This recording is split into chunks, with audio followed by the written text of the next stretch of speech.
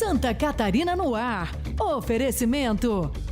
Óticas Mondadori, com moderno teste de visão gratuito. Venha fazer o seu.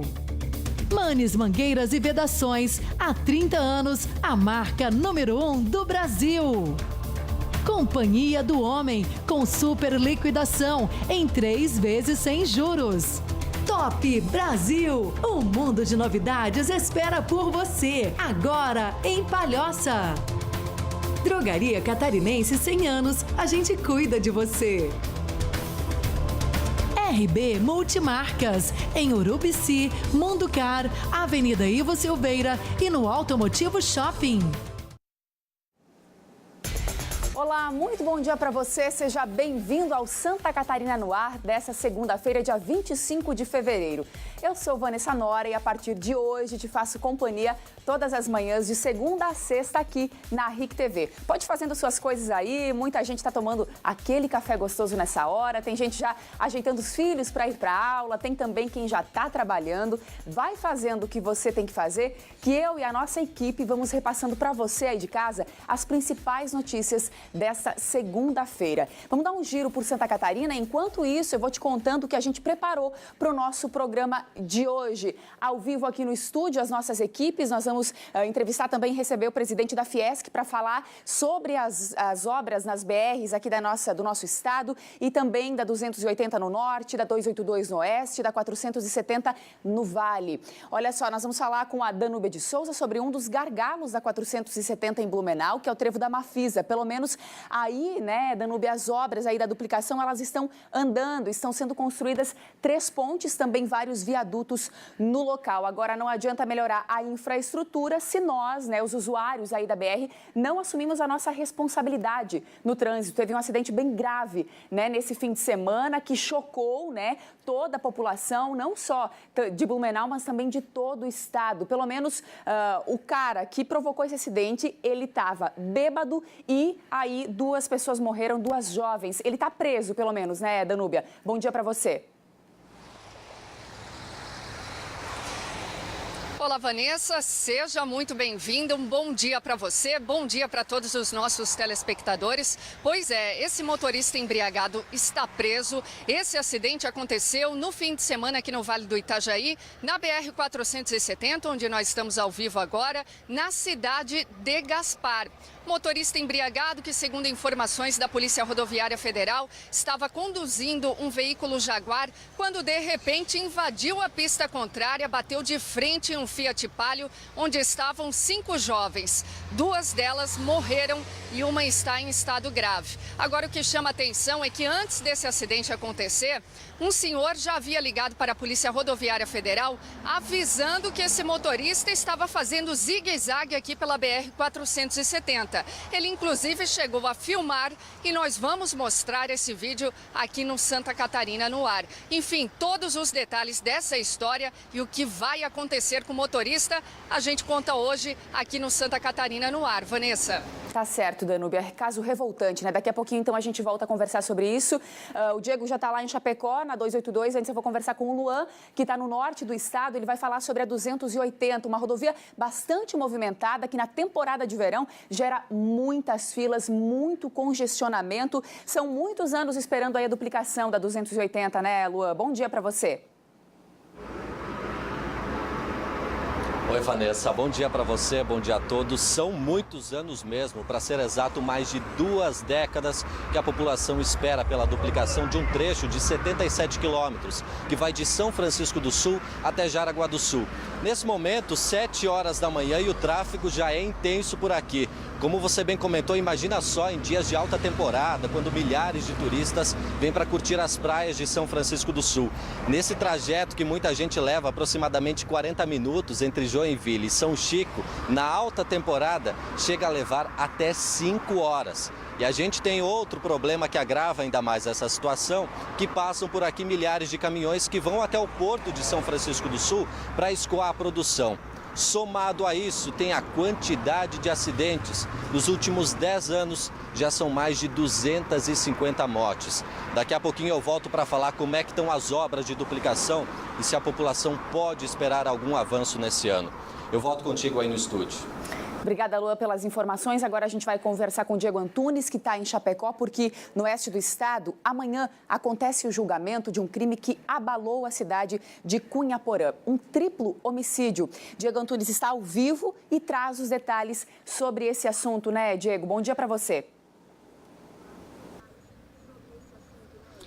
Bom dia para você, Vanessa, e a todos que nos acompanham. É o júri popular de Jackson Lar, acusado do triplo homicídio das irmãs Juliane, Rafaela e Fabiane Horbach, ocorrido no dia 27 de fevereiro de 2017. Esse crime que abalou o oeste e o extremo oeste catarinense. E, além disso, também na mesma data ocorreu a tentativa de homicídio do cunhado do Jackson, que se recuperou meses depois. A gente vai falar sobre esse assunto daqui a pouco e os detalhes, relembrando o caso que chocou toda a Santa Catarina, principalmente o oeste catarinense e a cidade de Cunhaporã.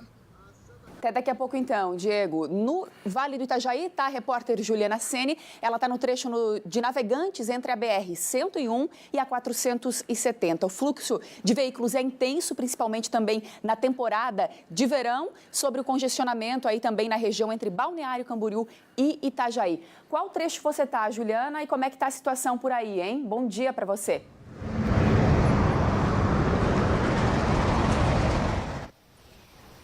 Oi, Vanessa, bom dia para você. A gente está aqui na BR-470 em Navegantes, bem na rótula de Machados, que é um trecho muito complicado, muito movimento, exatamente porque além do fluxo normal também tem os caminhões que seguem para o porto da cidade. Mas daqui a pouco a gente vai falar também sobre as obras aqui de duplicação na 470 nessa região, porque olha, elas estão causando problemas, alagamentos para os moradores. Teve comunidade que ficou aí até vários dias já com alagamento, sem poder sair de casa, exatamente por causa dessa obra tão importante. Mas daqui a pouco a gente traz os detalhes. Obrigada, Juliana, pelas informações por enquanto. Daqui a pouquinho, então, a gente faz um giro detalhado aí com as nossas equipes em todos os cantos do estado para trazer essas informações muito importantes sobre a infraestrutura das BRs do nosso estado. Vamos aos outros destaques do Santa Catarina no Ar desta segunda-feira.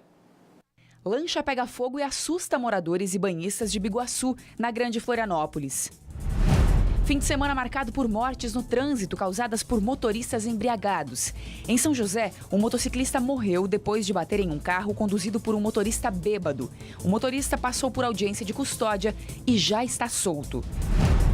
O canal de uma usina hidrelétrica particular rompe e alaga uma propriedade em Taió, no Vale do Itajaí. Forte chuva atinge o estado e causa estragos em diferentes regiões. Tijucas registrou vendaval e destelhamentos. Já no sul do estado, pelo menos 4 cidades foram afetadas. Campanha busca arrecadar verbas para comprar e instalar aparelhos de ar-condicionado para o hospital.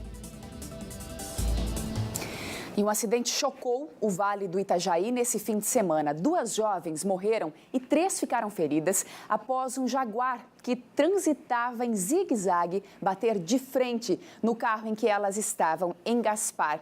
O motorista estava embriagado e foi preso em flagrante. Daqui a pouquinho a gente traz a reportagem completa. E teve outro caso de acidente com morte envolvendo o motorista embriagado. O caso foi em São José. De acordo com as informações da Polícia Militar, o motociclista de 24 anos bateu em um carro que estava sendo dirigido por um motorista bêbado. O caso foi no sábado à noite, por volta das 11 horas, no bairro Sertão do Marum.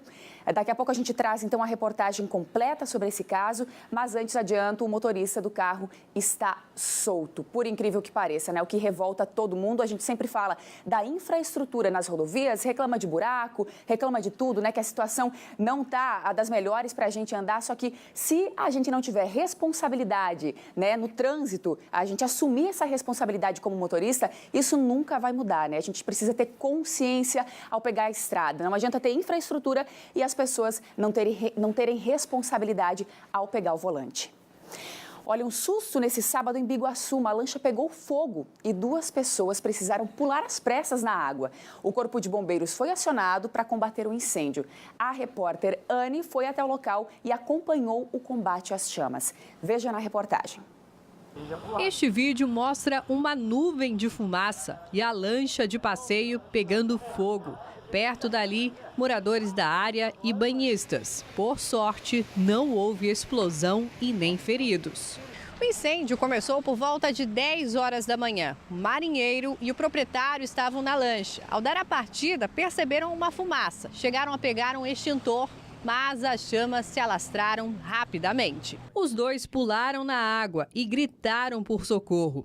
Funcionários da Marina também tentaram conter o fogo e não conseguiram. O grupamento de busca e salvamento foi chamado. A equipe utilizou 2 bombas para a sucção da água do balneário e precisou da ajuda de um caminhão de combate a incêndio no Corpo de Bombeiros. Quando o fogo começou, eles levaram a embarcação, afastaram a embarcação da praia, né? Então não conseguimos combater com os caminhões. Então nós precisamos do apoio do GBS. O GBS prontamente veio com a embarcação, com 2 bombas que sugam a água do mar e combatem o incêndio. Foi o que começou assim o combate, né? Por volta de meio-dia, as chamas estavam controladas, mas ainda havia muita fumaça no local. A Capitania dos Portos acompanhou o trabalho dos bombeiros. O proprietário não quis dar entrevista e impediu o marinheiro de falar com nossa equipe. Imagina o susto, né, dessas pessoas aí, o susto para quem teve que pular da lancha e também para quem viu tudo isso, né? No sul do estado, um temporal provocou estragos em pelo menos 4 cidades. Renan Mainen está aqui com a gente para falar quais foram os municípios, né? Qual foi o município atingido, hein, Renan? Muito bom dia para você.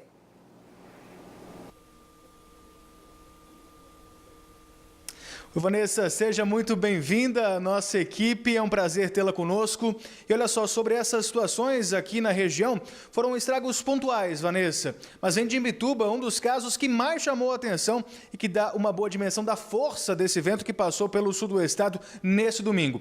O posto de guarda-vidas da Praia Sul, em Itapirubá, foi simplesmente tombado pela ventania. A estrutura ficou completamente destruída. Segundo os bombeiros, não havia ninguém no local no momento em que o posto de guarda-vidas virou, então não houve feridos. Ainda na região litorânea, em Laguna e Pescaria Brava, a Defesa Civil registrou a queda de árvores e de postes. Algumas residências ficaram sem energia elétrica e o trânsito também foi prejudicado por causa desses problemas. E falando em trânsito, a queda de 2 árvores interditou a rodovia SC-370, na altura de Gravatal. Foi ao lado do posto da Polícia Militar Rodoviária. A rodovia ficou fechada nos 2 sentidos por cerca de 40 minutos. E aí teve formação de filas, quase 2 quilômetros para cada lado. O bloqueio abriu caminho para uma operação colaborativa. Policiais, bombeiros e moradores da região trabalharam juntos para liberar o trânsito. Nessas horas é bacana ver todo mundo ajudando para resolver os problemas, Vanessa. Foi assim que essa situação lá na SC-370 foi resolvida.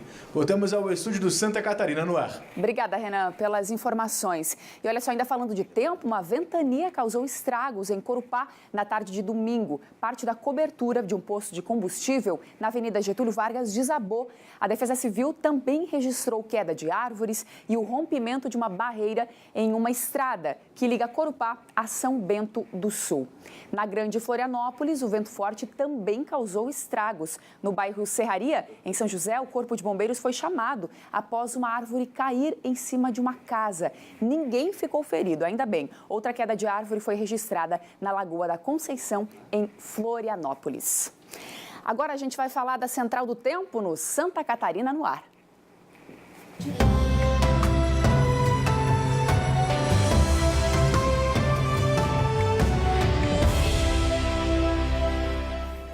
Oi, Vanessa. Olá, tudo bem? A Amanda já está aqui com a gente para falar das informações aí do tempo. Foi literalmente assim, né? O vento virou ontem, né, Amanda? Tava um sol, um dia lindo, muita gente curtindo aí o domingão. De repente escureceu, desabou uma chuvarada toda. E isso em várias regiões, Vanessa. Primeiramente, seja bem-vinda. Obrigada, todo mundo obrigada. Falando isso, né? Que seja um sucesso. Obrigada. Muito bom poder contar com você. Olha, na verdade foi isso mesmo. O tempo virou, mas já estava previsto uma frente fria, né? Em todo o estado. Ela está de passagem ainda e o que ela causou foi uma chuvarada em vários pontos da cidade. Agora, essas imagens de satélite, Vanessa, elas mostram exatamente o que deve acontecer hoje. Essas manchas coloridas representam nuvens carregadas de chuva. Eu ia te perguntar o que é esse coloridão aqui. Exatamente. E os vermelhos, que é mais interessante, a gente sempre fala para quem está em casa, são onde tem mais chuva volumosa. Então, sim, a gente ainda pode ter temporal hoje. Aliás, tem imagens da rua para a gente gente mostrar um pouquinho como é que está a cidade? Tem imagens para a gente mostrar? Porque agora faz 24 graus, mas para quem está acordando nesse momento, pode entender um pouquinho, Vanessa, que a gente está já com o tempo fechando, tá? O tempo já está fechado. Tem muitas nuvens no céu. Olha, inclusive, lá no aeroporto já tem um chuvisco. Tem um ventinho. Para você que está saindo de casa, 2 dicas importantes hoje: guarda-chuva e um casaco. Levar um casaco, né? Porque é sempre assim, às vezes também. Ontem foi assim, né?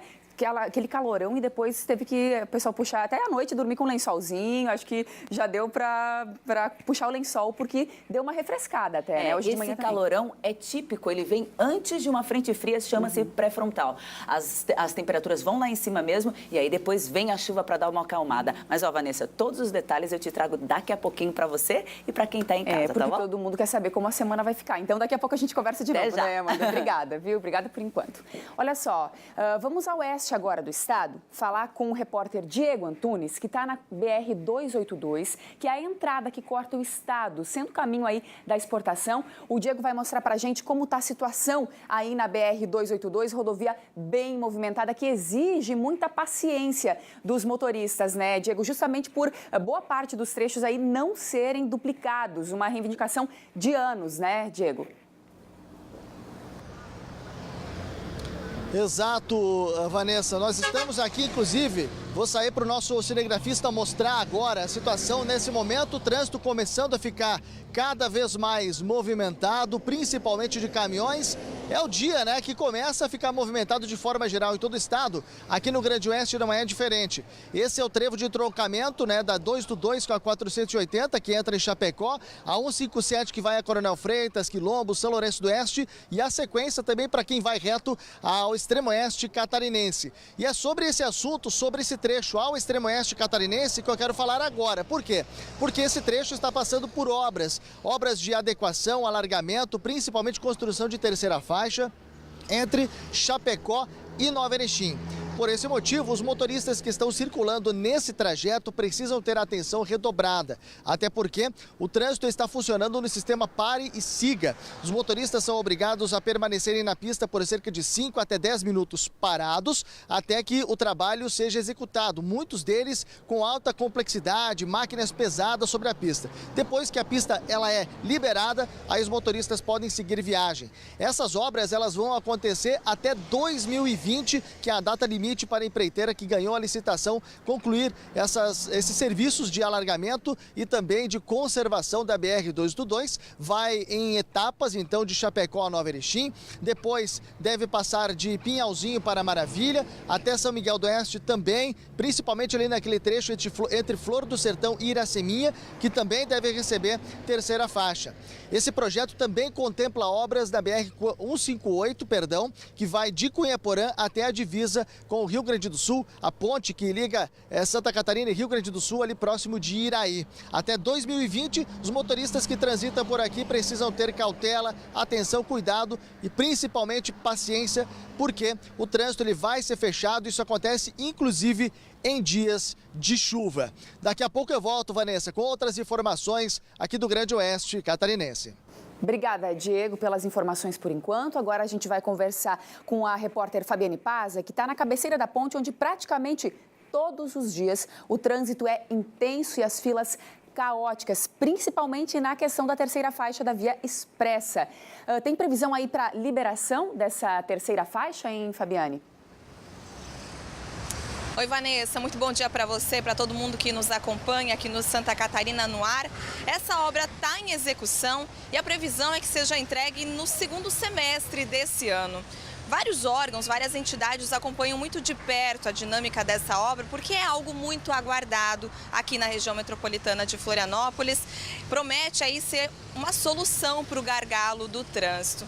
Mas será que essa obra realmente vai dar conta de toda essa demanda?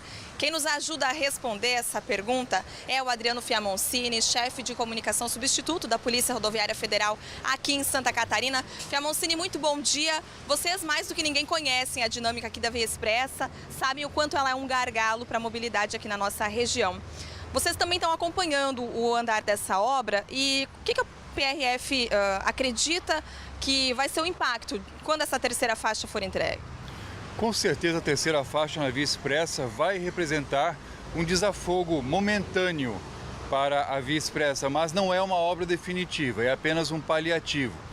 Para resolver definitivamente o problema da Via Expressa, é preciso se investir em outros modais de trânsito, transporte marítimo, transporte coletivo, quem sabe uma quarta ponte, porque o funil da Via Expressa, na verdade, fica aqui, fica na entrada das pontes. A terceira faixa vai ajudar, mas não de forma nenhuma será a solução definitiva. Até porque a gente sabe que a Via Expressa ela corta muitos viadutos, muitos acessos também, né, a marginais, onde o trânsito também acaba se acumulando. Como é que vocês acreditam que vai ser necessário o trabalho depois, até para conscientização dos próprios motoristas, uma vez que vão ter gargalos também ao longo dessa via, onde não vai ser possível ampliar essa terceira faixa? A Via Expressa é uma rodovia extremamente urbanizada. É usada mais por moradores da região do que por pessoas passando por uma rodovia normalmente. Ela faz parte todo de um conjunto da Grande Florianópolis que está extremamente saturado. A BR-101, que ecoa na Via Expressa, também sofre os efeitos da fila que começa aqui e vai refletir lá. Aliás, na 101 nós temos uma novidade. No sentido norte, nos próximos dias, será aberta 6 pequenos trechos de acostamento para circulação de veículos. 6 trechos de mais ou menos 1 quilômetro cada um, que serão devidamente sinalizados pela autopista e vão ser liberados para o trânsito de veículos. Isso vai acontecer nos próximos 45 dias, do quilômetro 210 ao quilômetro 202. Isso está dentro de um projeto maior, que nos próximos 6 meses, talvez até o final do ano, nós teremos uns 15 quilômetros de terceira faixa na BR-101, sentido norte, como já existe no sentido sul. Muito obrigada, Fiamoncini, pelos seus esclarecimentos. Aí o Fiamoncini adiantando uma medida paliativa emergencial para tentar desafogar o trânsito na BR-101 e na Via Expressa, como ele mesmo destacou aí, não só a construção da terceira faixa, mas outros investimentos, outras melhorias são necessárias aí para fechar esse pacote de melhorias para a mobilidade urbana aqui da região metropolitana da Grande Florianópolis. Lembrando que o andamento da obra da terceira faixa, de acordo com o DENIT, está dentro do cronograma e a expectativa é que tudo fique pronto, seja entregue aí no segundo semestre deste ano. Vanessa, volto contigo no estúdio do Santa Catarina no Ar. Obrigada, Fabiane, pelas informações. E agora a gente vai até o Vale do Itajaí conversar com a repórter Danúbia de Souza, que vai falar sobre a BR-470. A duplicação da rodovia é muito discutida, né? Inclusive, uma comissão de empresários está cobrando essa duplicação, né, Danúbia? Porque o trânsito realmente é caótico. A infraestrutura aí precisa melhorar, né? Um dos principais acessos aí aos portos também do nosso litoral. Então, isso precisa para ontem, né, Danúbia? Para ontem mesmo, precisa melhorar e melhorar muito. Só quem passa aqui pelo Vale do Itajaí e Alto Vale sabe. E uma situação preocupante. O superintendente do DENIT informou que agora, em 2019, haverá menos recursos para a continuação das obras de duplicação do que no ano passado. Eu estou aqui com o Avelino Lombardi, que faz parte dessa comissão, é o presidente da CIB e vai trazer mais informações. Está preocupando, né, as autoridades aqui do município e do estado, né? Bom dia. Bom dia, Henrique. É realmente uma preocupação muito grande das entidades empresariais de todo o Vale do Itajaí, esse corte de recursos que vem constantemente ocorrendo na BR-470. Hoje nós temos uma verdadeira carnificina nessa nossa rodovia, é um equipamento totalmente já obsoleto, ultrapassado. É preciso que as entidades, é preciso que o governo, é preciso que os nossos representantes se unam no sentido de que essa duplicação tem que ser a prioridade número 1 nossa aqui do Vale do Itajaí, Santa Catarina também. Nós não podemos mais aceitar essa contínua falta de respeito, esse contínuo falta de respeito que tem com a região do Vale do Itajaí. Nós arrecadamos uma parte significativa do PIB, mais de 30% do PIB catarinense nós arrecadamos aqui no Vale do Itajaí e somos tratados verdadeiramente com falta de respeito. Essa que é a verdade. Então nós temos que nos mobilizar, as entidades empresariais, os nossos políticos da região do Vale do Itajaí, o nosso governador, que não pode pode ir visitar o ministro da Infraestrutura e aceitar que em 2019 será duplicado só 12 quilômetros, que é um absurdo, que em 2018 já o governo ia entregar 8 quilômetros duplicados. E isso a gente não pode aceitar. Então é preciso que o governador se mobilize, lidere esse processo conosco, nós estamos junto com ele no que ele precisar para defender essa duplicação e essa obra que é a prioridade para a nossa região. Pois é, qual a proposta das entidades empresariais? Porque a gente sabe que eles querem fazer concessão.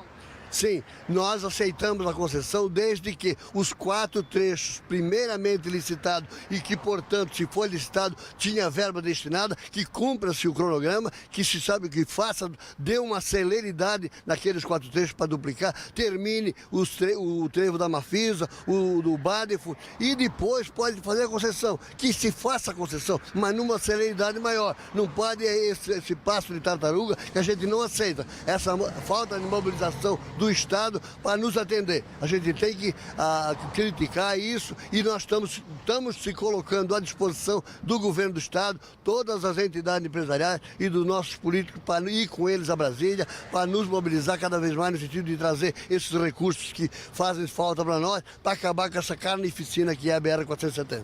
Tá certo. Presidente, muito obrigada pela entrevista. Portanto, Vanessa, para a comunidade entender, foram prometidos 8 quilômetros de duplicação no ano passado e nem isso foi cumprido. E agora a promessa é que sejam 12, ou seja, apenas 4 a mais. E só no ano passado, aqui neste trecho da BR-470, no Vale do Itajaí, morreram 102 pessoas. Ou seja, o cenário é alarmante. Eu volto contigo aí no estúdio.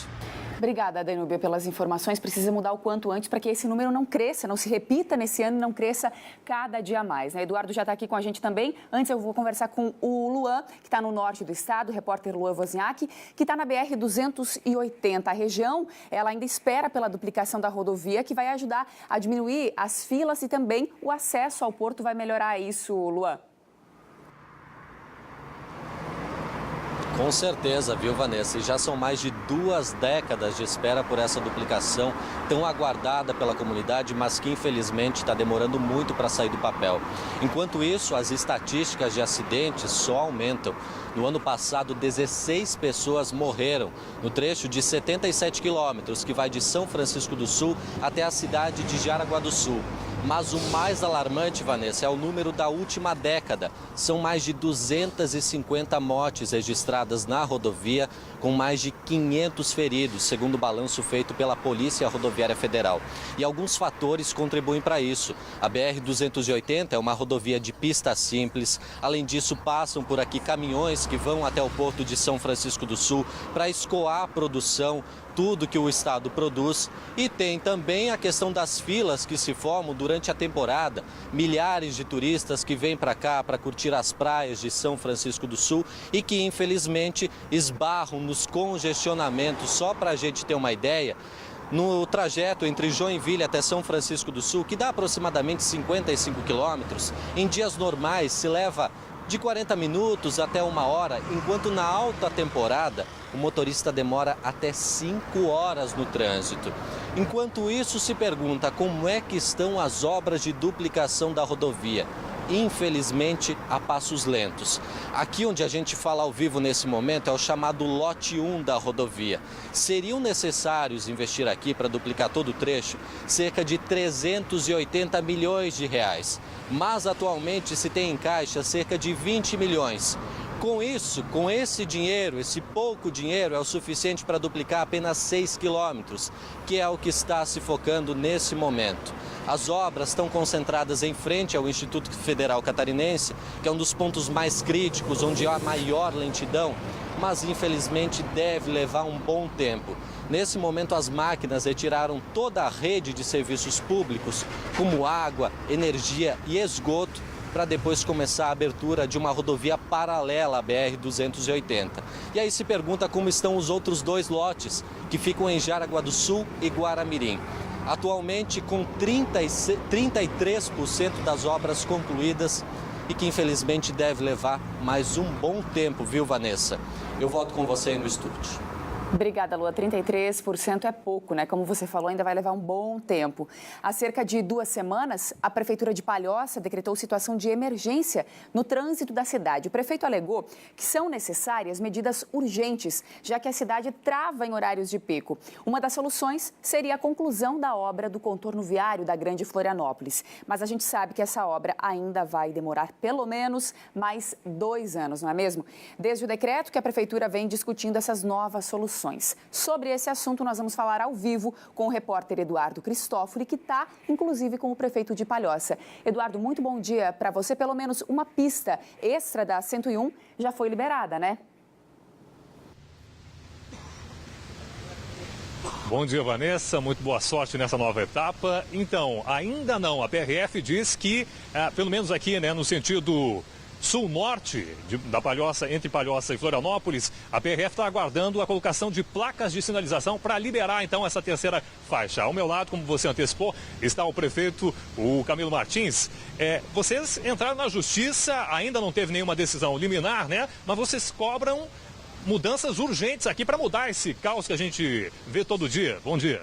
Bom dia, é isso mesmo. O município de Palhoça vem sofrendo muito com essas filas intermináveis. Essas filas que hoje são constantes e diárias aqui na BR-101. Por isso fizemos o decreto de emergência e entramos na justiça contra a NTT e a autopista. Nós queremos uma solução. A população de Palhoça não aguenta mais por essas filas intermináveis. Por isso, estamos lutando e defendendo a melhoria em alguns pontos a curto prazo, que é a terceira faixa, sentido sul-norte, que vai ajudar muito. Mas nós exigimos sim, a conclusão do contorno viário de uma vez por todas e outras medidas que vão melhorar o trânsito da nossa região aqui da Grande Florianópolis. O contorno viário era para ter ficado pronto lá em 2012, vai ficar para 2021, né? Enquanto isso não acontece, você quer barrar os caminhões no início e fim do dia, é isso, prefeito? É isso mesmo. Nós também fizemos um pedido que os caminhões pesados, no horário de pico, tanto pela manhã como final do dia, eles parem durante um determinado período, para que a gente possa ter uma melhora. Eu sei que é uma medida muito drástica parar o trânsito pesado, os veículos, os caminhões, mas é a única forma de nós ter uma melhora a curto prazo, porque nós estamos sofrendo, parou, o caos está instalado e nós temos que achar soluções. Você também pediu para a Justiça o bloqueio do dinheiro arrecadado no pedágio. Por que isso, prefeito? Isso mesmo. A empresa autopista, ela não dá a resposta que a sociedade espera. Nós já estamos com quase 7 anos de atraso, então tem que doer no bolso.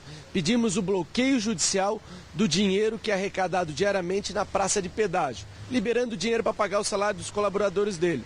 Mas só assim nós vamos ter uma pressão para que isso ocorra de uma vez por todas. Porque a cada 3 anos eles pedem mais 3 anos de prorrogação. Eu quero crer, judicializamos para que fique pronto em 2021, mas eu não acredito. Por isso fizemos todo esse decreto e a judicialização, para que na decisão judicial, no acordo que possamos fazer, eles vão lá e digam, ficará pronto em 2021. Prefeito, uma última pergunta rapidinho. Em relação à terceira faixa, você já tem uma posição, a PRF falou que dia deve liberar? A Polícia Rodoviária Federal foi no nosso gabinete, parabenizou a ação do município de Palhoça e disse que nos próximos dias liberaria da divisa de Palhoça São José até Barreiros, a terceira faixa, ia apenas aguardar a colocação das placas e de cones para a segurança do usuário. E daí liberaria. Já vai ajudar muito a nossa região. Muito obrigado ao prefeito Camilo pela entrevista. A gente vai ficar aguardando essas mudanças, né, e torcendo para que elas cheguem o quanto antes e acompanhando toda essa situação. Voltamos ao estúdio do Santa Catarina no ar. Obrigada, Eduardo Cristófoli, por enquanto, pelas informações. Em Criciúma, o trecho sul da BR-101 é, podemos dizer, um bom exemplo no quesito estradas e duplicação. E por isso nós vamos voltar a falar com o repórter Renan Meinen, porque nem tudo, né, é perfeito, a gente sabe. O entrave histórico da região é a questão da iluminação da ponte de Laguna, não é mesmo? Renan Meinen, é isso? Perdão, chamei errado seu nome.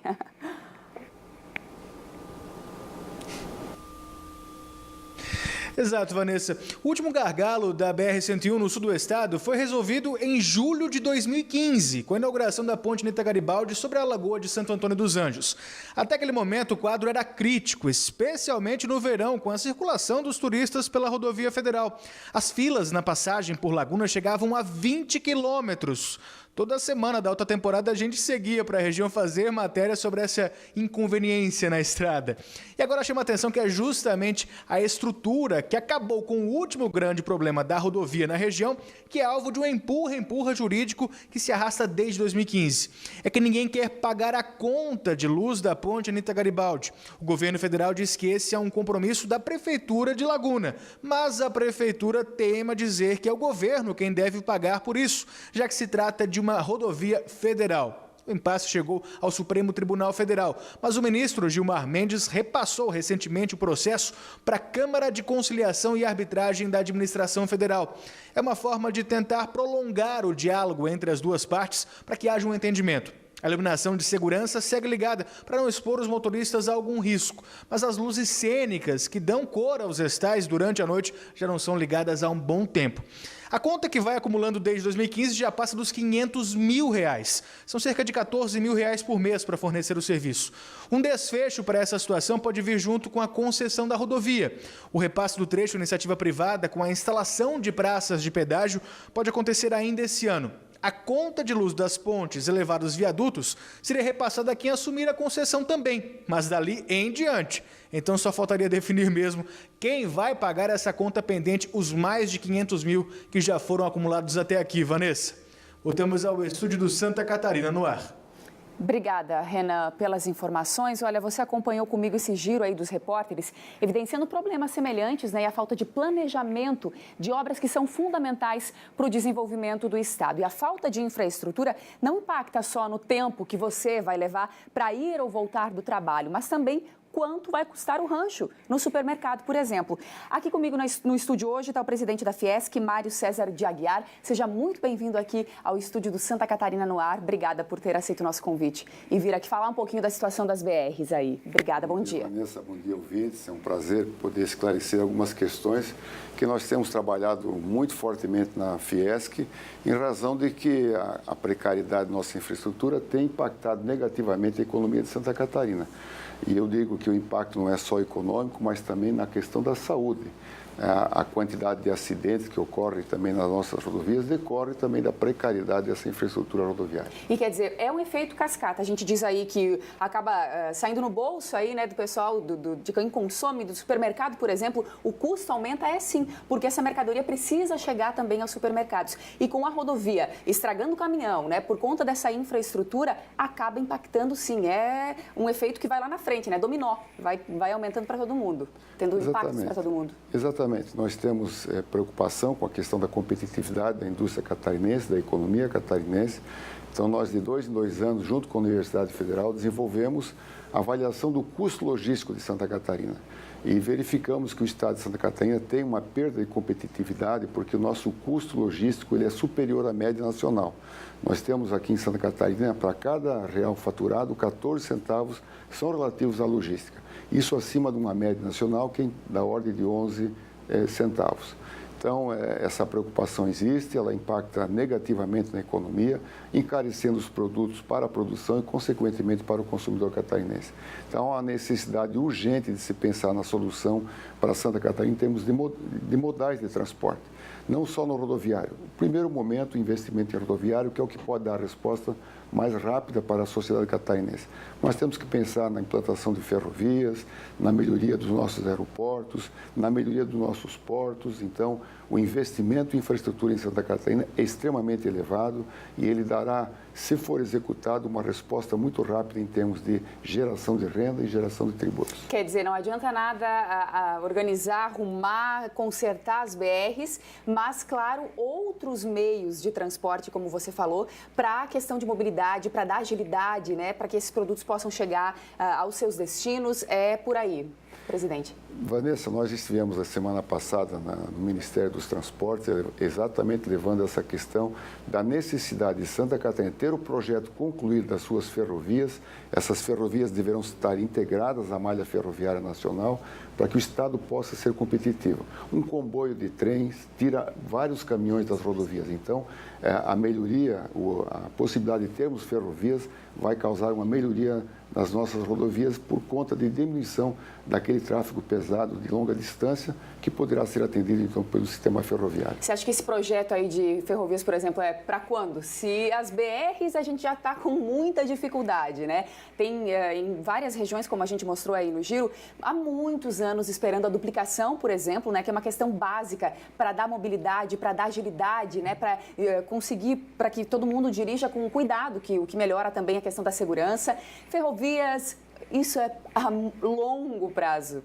Eu posso te dar o exemplo de que a ferrovia litorânea ela está prevista desde 1870. Meu Deus. Mas, na verdade, já foram investidos 21 milhões nos projetos das ferrovias em Santa Catarina e o grande impasse está no Morro dos Cavalos. Resolvendo a questão do componente indígena, nós podemos ter concluído os projetos das ferrovias litorânea e leste-oeste que integrarão, então, nós estaremos integrados à malha ferroviária nacional. Então, é extremamente importante porque Santa Catarina é uma plataforma logística importante e nós temos aqui em Santa Catarina 5 bons portos que podem movimentar a economia, atendendo a nossa indústria, trazendo os insumos e fornecendo ao mundo todo os produtos produzidos aqui em Santa Catarina. A gente mostrou a situação de Palhoça, né? Uma obra aí que não termina nunca, contorno viário, deveria ter sido entregue em 2012, ficou para 2021. Agora o prefeito quer proibir a circulação de caminhões, como a gente viu, né, na entrevista ao vivo aí, na 101, no início e no fim do dia. O que o senhor acha sobre isso? Eu acho que é uma medida drástica, né? O que nós precisamos é acelerar os processos de conclusão do nosso contorno da Grande Florianópolis, mas a BR-101 ela tem que ser pensada como um todo. Há necessidade também de contorno na região de Itajaí, Balneário Camboriú, também de Joinville, e para esses não há nem projetos ainda. Então, acho que há uma necessidade do governo estadual fazer a cobrança do governo federal dos investimentos que são necessários para a melhoria da nossa infraestrutura. Nós levantamos que para os próximos 4 anos, em todos os modais de Santa Catarina, sejam necessários investimentos da ordem de 12 bilhões. Nós sabemos que o governo federal não tem todos os recursos necessários, então temos que discutir as concessões que são as mais urgentes para Santa Catarina. Para a gente encerrar, presidente, o governo reconheceu que não tem dinheiro, né, para tudo e quer privatizar. Na avaliação da Fiesc, privatização seria o caminho? Na falta de recursos, evidentemente que a privatização, as concessões são importantes, porque nós teremos rapidamente, então, as nossas rodovias, os nossos modais de transporte resolvidos e poderemos, então, colocar Santa Catarina num estágio ainda maior de competitividade. Eu posso dar exemplo a questão do aeroporto de Florianópolis. Por quantos anos se esperou para a melhoria desse aeroporto?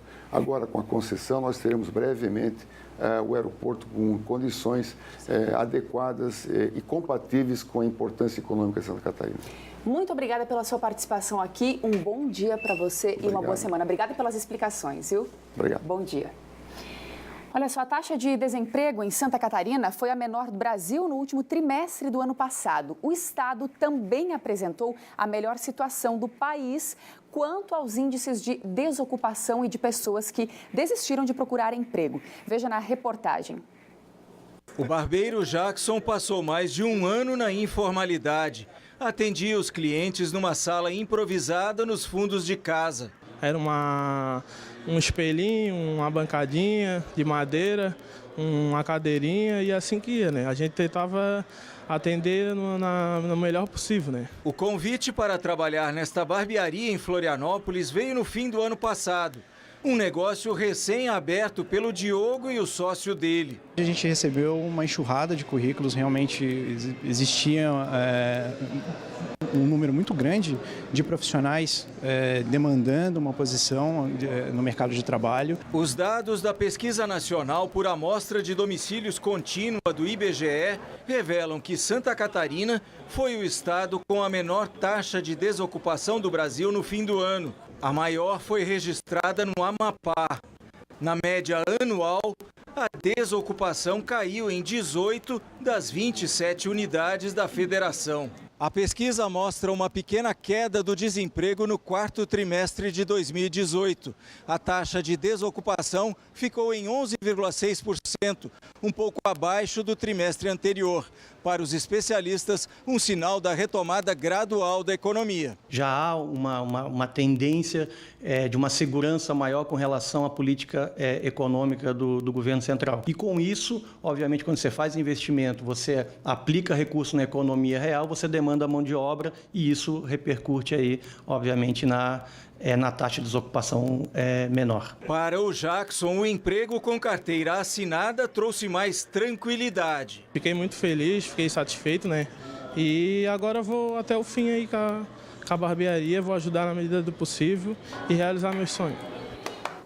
Boa sorte para você, Jackson.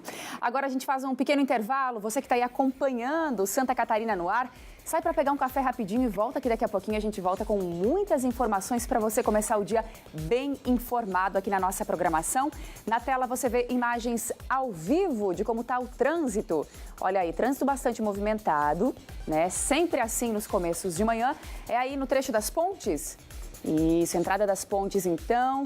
Trânsito bastante movimentado, sempre assim no início da manhã, né? Daqui a pouquinho eu volto com mais informações aqui para você. Não sai daí, o intervalo é bem rápido, a gente volta logo.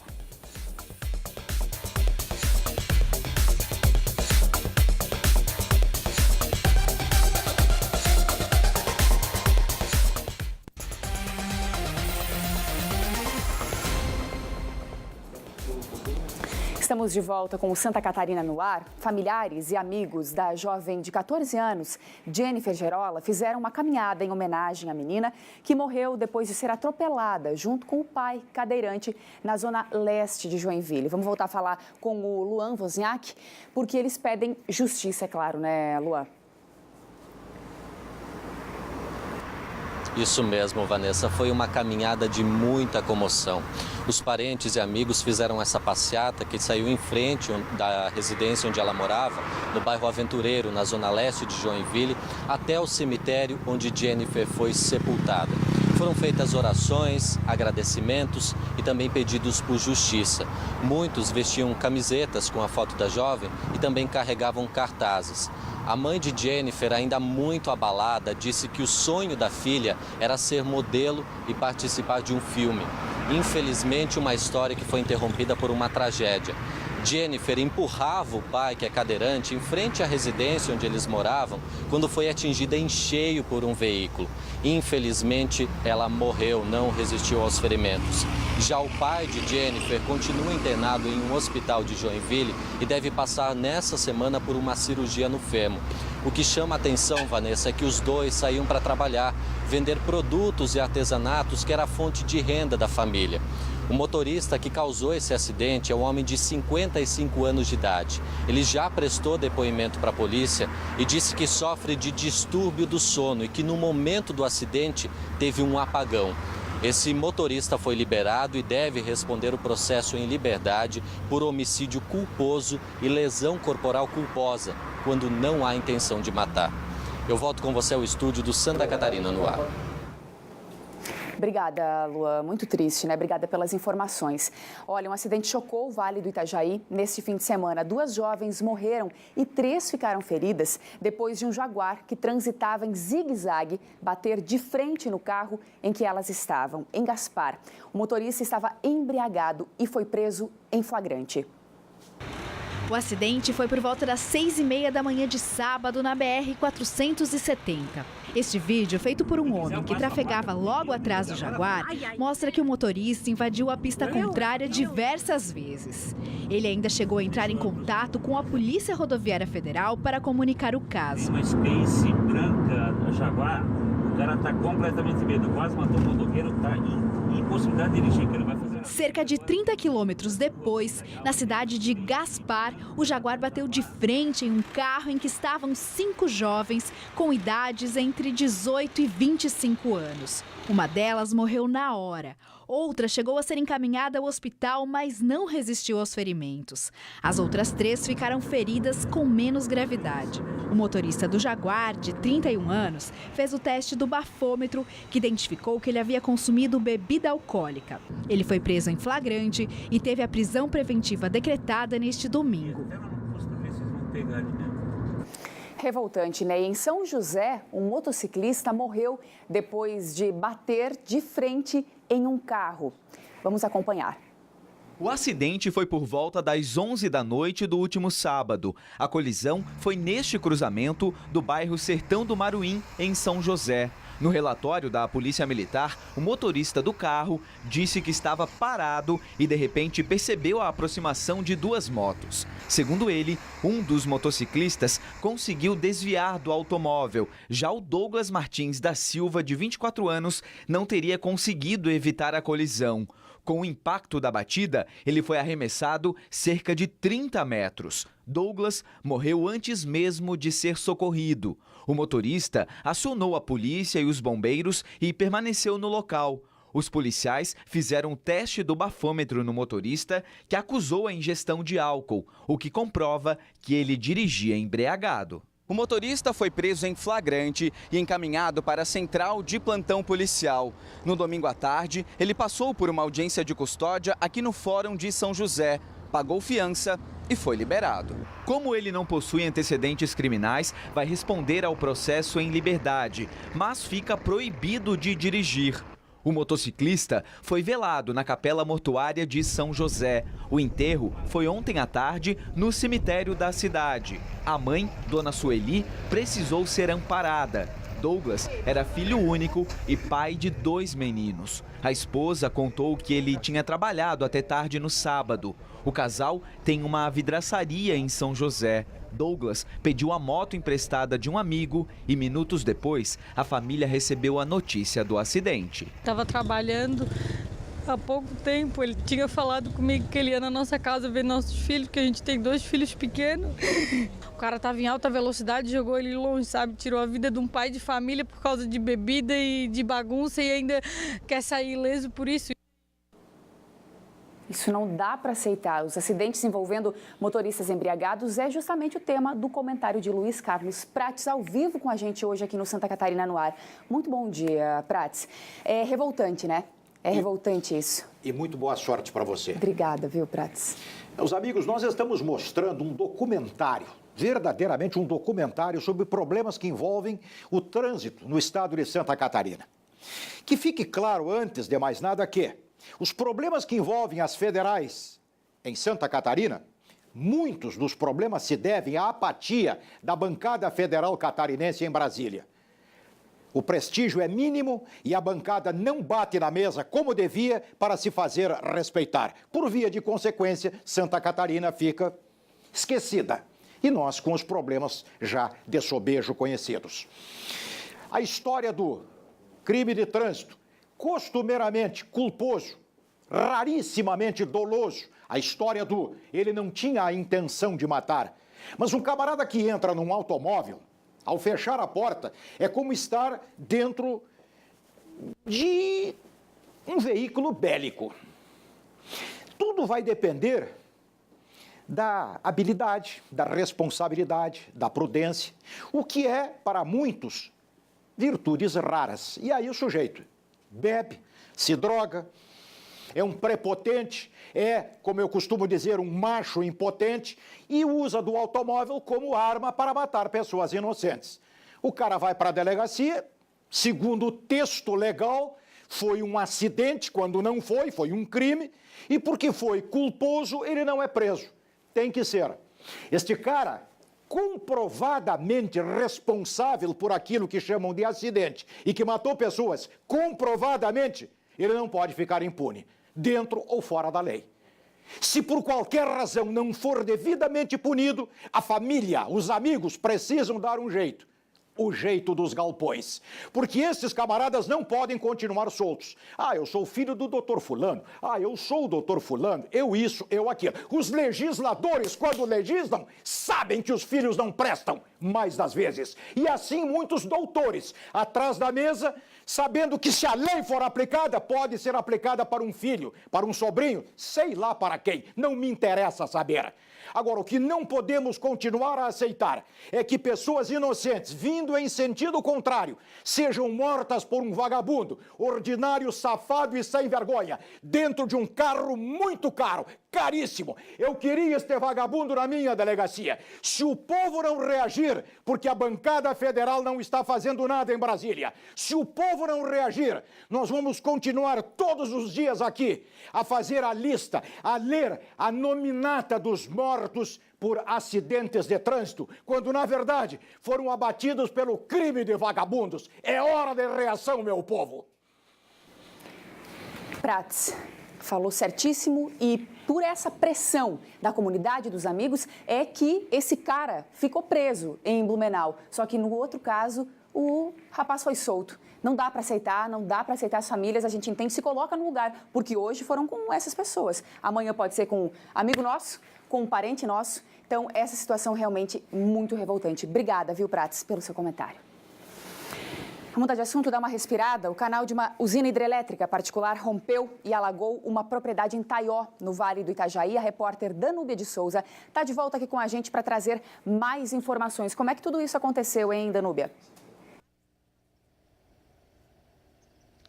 Pois é, foi o rompimento de uma barragem de uma pequena central hidrelétrica em Taió, que aconteceu no sábado por volta de 1h30 da tarde. Segundo informações do Corpo de Bombeiros, esse rompimento aconteceu no momento em que os funcionários da barragem faziam a manutenção do local.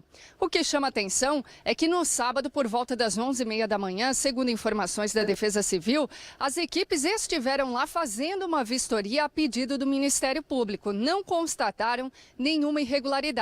E aí, 1h30, segundo informações do Corpo de Bombeiros, acabou rompendo devido à manutenção que eles estavam fazendo nesse local. E aí alagou algumas propriedades ali da região, inclusive em uma das casas chegou a entrar 1,5 metro de água. Mas ninguém ficou ferido. O primeiro morador, que mora ali nas proximidades, escutou o barulho e saiu correndo para avisar os vizinhos. Segundo informações do Ministério Público, essa é a segunda vez que esse tipo de ocorrência acontece ali. Em 2017, essa PCH, Pequena Central Hidrelétrica, também rompeu e alagou as casas ali da região. Pensa no susto, Vanessa, desses moradores, né? Todo mundo lá normal, na sua residência, era sábado, de repente escuta um estouro e vem muita água. Por sorte, ninguém ficou ferido. Eu volto com você aí no estúdio. Obrigada, Danúbia. Imagina mesmo o susto, né? Depois de tudo que aconteceu em Minas, também o pessoal já fica, né? Claro que são coisas diferentes, mas a preocupação da comunidade é justamente essa, né? Cidades que têm barragens. Ah, será que isso pode acontecer? Por mais que lá de rejeitos, né, em Minas, então aí é outra coisa, outra situação, mas claro que o medo é muito forte nessa hora, né? Obrigada pelas informações. Olha, agora a gente vai conversar com o Diego Antunes, em Chapecó, porque nessa terça-feira, amanhã, vai a júri popular em Cunhaporã. O homem acusado de ter matado 3 irmãs, além de ferir gravemente o cunhado com 17 facadas. A gente vai conversar com o Diego porque está por dentro dessa história, né, Diego? Inclusive, um forte esquema de segurança foi armado, né, na cidade de Caibi, não vai ser em Cunhaporã o julgamento. Conta pra gente como é que tá isso. Exatamente, Vanessa. Só fazendo uma retificação, será em Cunhaporã, não será no fórum, porque não acontece ou não tem salão de júri no fórum da comarca de Cunhaporã. Vai ser em uma empresa que cedeu o auditório para que seja feito, então, esse júri popular do Jackson Lar, acusado da morte das irmãs Juliane, Rafaela e Fabiane, que aconteceu em 27 de fevereiro de 2017. Como você citou, um forte esquema de segurança foi montado para que tudo aconteça dentro da normalidade, isso é esperado. Eu conversei inclusive com a promotora de justiça da comarca de Cunhaporã e ela comentou sobre esse esquema de segurança que traz seguranças do Tribunal de Justiça de Santa Catarina, também da Polícia Civil, da Polícia Militar e também do Departamento de Administração Prisional, o DEAP de Santa Catarina. A família quer minimamente que tudo aconteça de acordo com a justiça para amenizar ou tentar amenizar a dor da perda dessas 3 jovens. Acabaram morrendo as 3 únicas filhas do seu Neuri. A gente vai acompanhar daqui a pouco na matéria, mas enfim, ele ainda está muito abalado. A esposa chora muito todos os dias ao rememorar as 3 filhas que acabaram sendo mortas pelo Jackson. Além disso, também teve o cunhado, né, do Jackson, que acabou levando 17 facadas, como você citou. A gente vai acompanhar na matéria para relembrar esse caso e também falar sobre esse júri popular que acontece amanhã na cidade de Cunhaporã. Acompanhe. A gente a lembra todo dia, mas mais ainda sempre nos fins de semana, né? Sempre estava junto, né? E hoje estamos sozinhos, né? Então é um vazio, né, que não se preenche mais, né? O relato é de um homem que traz no rosto a tristeza de estar vivendo uma tragédia familiar. Seu Neuri é pai de Juliane, Rafaela e Fabiane. Há 2 anos, as 3 irmãs foram brutalmente assassinadas com golpes de faca nessa residência, localizada no interior de Cunhaporã. Na noite dos fatos, o réu, Jackson Lar, invadiu a casa e, após matar as 3, ainda desferiu 19 facadas em Gilvane Meyer, com quem Juliane Horbach era casada. A motivação do crime seria o fim do relacionamento com a filha do meio de seu Neuri, Rafaela, que na época estava com apenas 15 anos e com quem teve um filho, que agora tem 2, e mora com os avós maternos. O pai comenta que o relacionamento dos dois já começou de forma errada, principalmente pela diferença de idade do genro Jackson e a filha adolescente, e que embora ela estivesse morando com a irmã mais perto da cidade por causa da criança, o homem insistia em reatar o namoro com Rafaela. A visitava com certa frequência e queria estar perto do bebê. Ele 2 semanas veio seguido toda noite ali, né? Para ver o neném, né? E a Rafaela, né? E até que uma noite, né, ele ofendeu a Rafaela, né? Não demorou muito para a notícia chegar até a casa dos pais das vítimas, que moram em uma comunidade um pouco distante. Neuri acredita que o réu, descontente com a situação, premeditou o crime. Aquela noite ele só esperou, eu acho que para ele estar tudo junto. Agora a família espera que o acusado receba uma justa condenação pelos crimes que cometeu. Apesar do pedido de mudança do tribunal feito pela defesa, Jackson, que está preso na cadeia pública de Maravilha, será julgado nesta terça-feira em Cunhaporã pela autoria de 3 feminicídios e uma tentativa de homicídio. De acordo com a promotoria, é impossível se fazer uma previsão sobre as penas, principalmente por causa das qualificadoras que poderão ser impostas. A expectativa para esse júri é que realmente a população está esperando, né, há bastante tempo, e o Ministério Público buscará demonstrar a autoria desses delitos, né, e buscará também demonstrar todas as provas que foram produzidas ao longo da instrução processual, para que os jurados, com base nessas provas, de forma detalhada, possam então tomar uma decisão de forma consciente, de forma responsável e, acima de tudo, uma decisão justa. Obrigada, Diego Antunes, direto de Chapecó, com as informações então sobre esse júri. Amanhã a gente traz, né, todas as informações também atualizadas aqui no Santa Catarina no Ar. Obrigada e bom trabalho para você, viu? Olha só, esse caso de Cunhaporã é de uma violência absurda, mas infelizmente não é o único. A gente separou alguns números que assustam e também revoltam. Preste atenção nisso, a gente vai ver juntos aqui no telão. Olha só, em 2018 foram registrados 42 feminicídios em Santa Catarina, 8 mortes só na Grande Florianópolis. A cada 2 segundos, uma mulher é vítima de violência no Brasil. A cada 2 horas, uma mulher é assassinada. O Brasil é a 7ª nação mais violenta para as mulheres e Santa Catarina, o 9º estado mais violento nesse quesito. É isso, gente. Agora a gente vai vir para cá para conversar, porque a gente trouxe para falar sobre esse assunto o psiquiatra Marcos de Noronha. Seja bem-vindo aqui ao jornal SC no Ar, perdão. Muito bom dia para você, doutor. A gente vai falar justamente sobre essa questão de comportamento, né? O que fez, a gente viu esse caso, né? O rapaz, ele matou 3 pessoas, né, a mulher e outras 2 irmãs, e ainda tentou matar o cunhado. Esse tipo de comportamento, a gente já consegue identificar algum sinal enquanto criança, enquanto jovem? Como avaliar né, esse caso e outros casos de feminicídios também que a gente tem no nosso estado? O paciente psiquiátrico, ele é vítima até pelos comportamentos, às vezes um quadro de descontrole dessa ação. Ele leva essa autoria de muitas ações grosseiras como essa.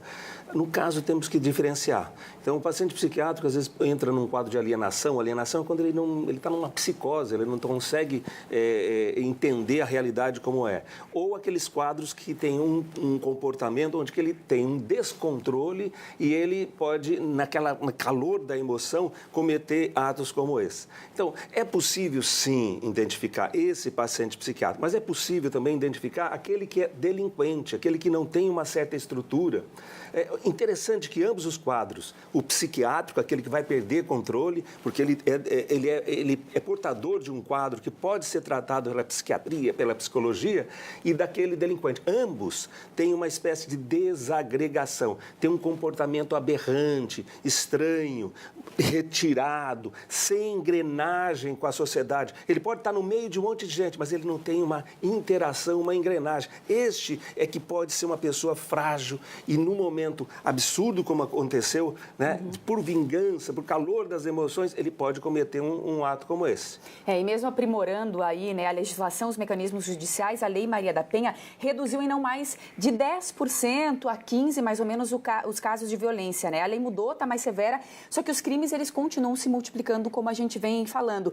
E essa mudança, essa questão de mudança aí, como fazer, né? Na educação dos meninos, como mudar esse pensamento machista, né? Como fazer isso, doutor? Nós temos assim, o macrocosmos, que é a sociedade mais ampla, e a nossa sociedade lá em casa, as famílias. Então, leis ajudam, sim, com punição, ajudam a enfrentar esse score que é do Brasil, que é muito alto em termos de homicídio, de modo geral, não só contra a mulher. Então, lei, sim, ajuda. Mas é um processo de punição e educação, né? Então, trabalhar a sociedade para que a gente seja mais saudável. Nós não somos uma boa sociedade em termos de Brasil. Olha o número, né, significativo de mortes como essa. Então, é preciso, sim, fazer uma conjuntura nesse sentido. Agora, se a gente for pensar na nossa família, é olhar para quem está do nosso lado, a nossa filha que está lá no quarto, né, isolada, o nosso, né, avô, o nosso avô, que a gente não visita mais, porque avô é velho. Então, essa noção de sociedade, como as sociedades tradicionais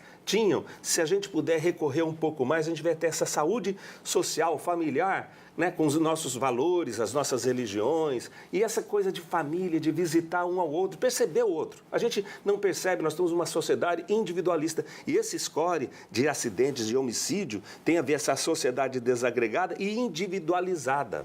A gente tem também algumas informações que a gente vai mostrar agora para você, né, que é sobre um estudo também que mostra, olha só, vou ler aqui para vocês. 89% dos brasileiros defendem que roupa suja se lava em casa e 58% concordam que, total ou parcialmente, que se as mulheres soubessem se comportar, haveria menos estupro. A fonte é o IPEA, então... o que dizer disso? Mas dá vontade de chorar. Dá vontade de chorar, exatamente. Né? E não é essa questão de roupa suja se lava em casa, não. A gente tem que intervir, sim. Se você sabe de alguma situação, a gente tem que denunciar, tem que abrir o olho da pessoa, conte comigo, né? Eu vou te ajudar. Mostrar esse interesse também, como você falou, de sociedade individualizada. As pessoas não se relacionam, né? Não conversam. Então, isso entra nessa estatística também. Justiça não é vingança. Não é com outro crime que eu vou combater uma atitude grosseira contra mim, contra a minha família. Então, por isso que existem instituições. Nós temos instituições. Elas precisam ser valorizadas. É claro, a nossa instituição, o Poder Judiciário, tinha que ter mais moral, mais condição para poder enfrentar as questões políticas que está sendo discutido, mas para enfrentar situações como essa nossa cotidiana, doméstica, dos desentendimentos em casa. Então, deve-se recorrer a um lugar onde está a cabeça mais fria, a racionalidade vai decidir. Não é roupa suja se lava em casa, muito pelo contrário. A gente leva um mediador, né? Quem é esse mediador? Se não é o pai, né, que é o mais velho do grupo lá, é alguma coisa da instituição, o Ministério Público, alguma coisa tem. Cada comunidade tem uma pessoa, uma instituição para cuidar disso. Quer dizer, não é preciso só punir, mas tratar esse agressor também, doutor? o agressor, aí é que está, nós temos preconceito. Então, quando se trata de uma situação violenta, tem vários pacientes que mataram. Eles mataram a esposa, mataram a pessoa mais querida, mataram um ente querido, mataram um vizinho. Então, a gente geralmente tem preconceito e não quer cuidar. Todo quadro, às vezes é psiquiátrico, às vezes é de delinquência. Ele merece, de alguma forma, uma chance. Se é um doente psiquiátrico, merece um tratamento, é hospital psiquiátrico. Se não é um doente psiquiátrico, é um delinquente social, também merece uma condição de recuperação. Então, a gente também tem que ver esse outro lado. Como é que eu vou recuperar as pessoas? Não tem pena de morte no país. Eu tenho que, de alguma forma, uma ação humanitária com a ciência, com a capacidade que a psicologia tem hoje, que a medicina, que a psiquiatria tem, a gente recupera muitos desses. Obrigada pela entrevista, Dr. Marcos de Noronha, psiquiatra, que veio falar um pouquinho sobre esses casos, né, absurdos que têm acontecido aqui no nosso estado e também em todo o Brasil. Obrigada mais uma vez. Bom dia para você, boa semana. E uma jovem foi flagrada vendendo drogas com o filho, um bebê de 6 meses.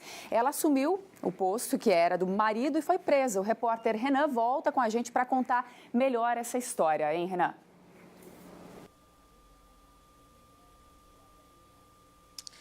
Pois é, Vanessa, lamentável essa situação de uma mãe flagrada com um filho de apenas 6 meses de vida já exposto aos riscos do tráfico de drogas. Essa mãe é uma jovem de 19 anos de idade que assumiu os afazeres, por assim dizer, do marido, que já havia sido preso pelo mesmo crime. Ela foi localizada pela Polícia Militar em Tubarão, no carro com a criança, e imediatamente, ao ser abordada, essa garota tomou como primeira iniciativa quebrar o próprio celular, arremessando o aparelho contra o chão para impedir uma perícia imediata. Ela foi revistada, não tinha nada nos bolsos, mas questionada se havia drogas no carro, ela confessou. Tudo somado, havia no veículo 250 comprimidos de êxtase e mais 60 gramas de maconha. Mas não foi só isso. Ela também contou que a residência do casal tinha uma estufa desmontada para produzir maconha, além de material para fabricar os comprimidos de êxtase. Isso tudo não em Tubarão, mas em Imbituba, onde ela morava com o marido. O pelotão de patrulhamento tático de Imbituba, o Canil de São José e o Águia da Polícia Militar prestaram apoio nesse desdobramento de ocorrência. Lá então foram apreendidas a estufa para cultivo de maconha e a máquina para revestir comprimidos de êxtase. O material foi levado para a delegacia. A jovem detida em flagrante terminou o dia no presídio em Tubarão. E o filho dela, a criança de apenas 6 meses de vida, foi entregue a 2 conselheiras tutelares, Vanessa. Voltamos ao estúdio do Santa Catarina no ar. Obrigada, Renan, pelas informações. Vamos dar uma respirada agora, falar de um assunto mais leve. Você aí de casa que está acompanhando a gente, acha que o ano novo só começa depois do carnaval? Para muita gente é assim, né? O pessoal vai postergando aí todos os compromissos, os objetivos aí do fim do ano e por isso a gente está com uma enquete no ND+. Acessa lá, vou mostrar para vocês como é fácil aí, ó. Já tá aí, ó. Você acha que o ano só começa depois do carnaval? É só deixar ali, ó, no comentário, vou clicar e escrever o comentário que você quiser. Se quiser deixar sua opinião, dizer sim ou não, daqui a pouquinho uma coach vai estar ao vivo aqui com a gente no Santa Catarina no ar para falar um pouquinho mais sobre isso, sobre procrastinação, como fugir aí das armadilhas de deixar tudo para depois e dar o primeiro passo de uma vez por todas para conseguir realizar os objetivos nesse ano de 2019. Participe com a gente, deixe a sua opinião. Daqui a pouquinho a gente traz todas as informações com essa entrevista ao vivo com a coach. E agora é hora do esporte aqui no Santa Catarina no ar.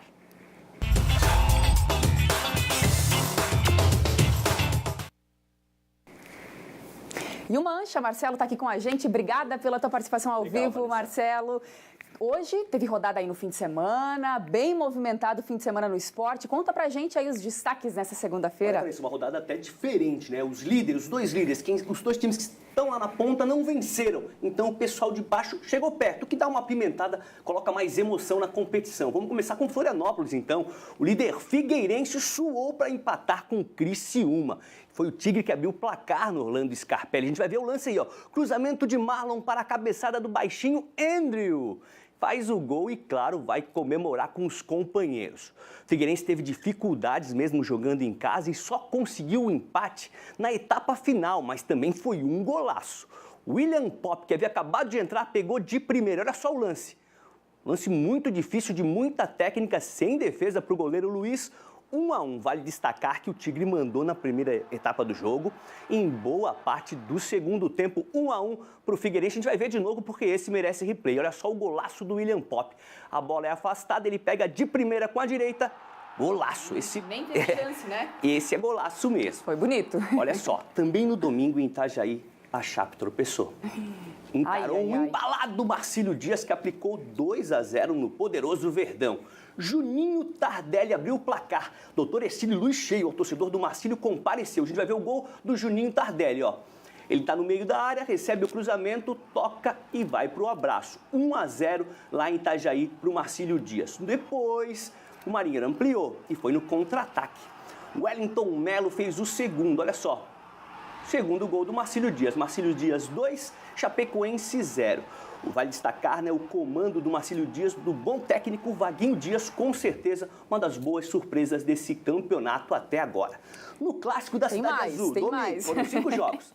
Ercílio Luz e Tubarão se enfrentaram de técnicos novos. Oliveira Canindé no Ercílio Luz e Gilberto Pereira no Peixe. O Leão do Sul saiu na frente, jogando em casa, chute certeiro de Victor Guilherme.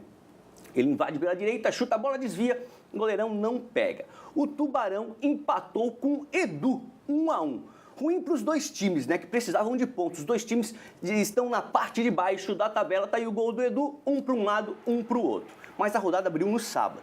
Em Blumenau, o Metrô encarou o Avaí. O Leão tá embalado. E o Leão foi eficiente. O atacante Daniel Amorim fez 2 gols. Um no primeiro tempo, a gente vai ver a bola chutada de fora da área, ele dá um toquezinho, desvia, empurra para o gol. E fez outro gol no segundo tempo, já já a gente vai ver o gol do Daniel Amorim. Atacante que vem se destacando, esse foi de cabeça, ó, 2-0. Depois o GG, o meia GG, acertou um belo chute de esquerda para fazer o terceiro e passar a régua. O Metrô, que foi comandado pelo interino Isaac Pereira, 0. O Avaí, do técnico Geninho, 3. E para fechar a rodada, na abertura, na Arena Joinville, o Jack recebeu o Brusque e venceu por 1-0. Resultado magrinho, mas muito importante. O gol foi anotado por Robert logo no início da partida. Na comemoração, ele meteu aquele estilo, a Cristiano Ronaldo. A gente vai ver o gol de novo. Cristiano Ronaldo que comemora assim, tirou ó, onda. Dá um pulo e fala, eu estou aqui. Tipo a Vanessa agora no FC no ar, toda manhã, eu estou aqui. Vamos dar uma olhadinha na classificação? Vem comigo? Vamos lá. Vou colocar na tela então a classificação. Mesmo com um empate em casa, o Figueirense ainda é o líder, tá? A gente já vai ver, já.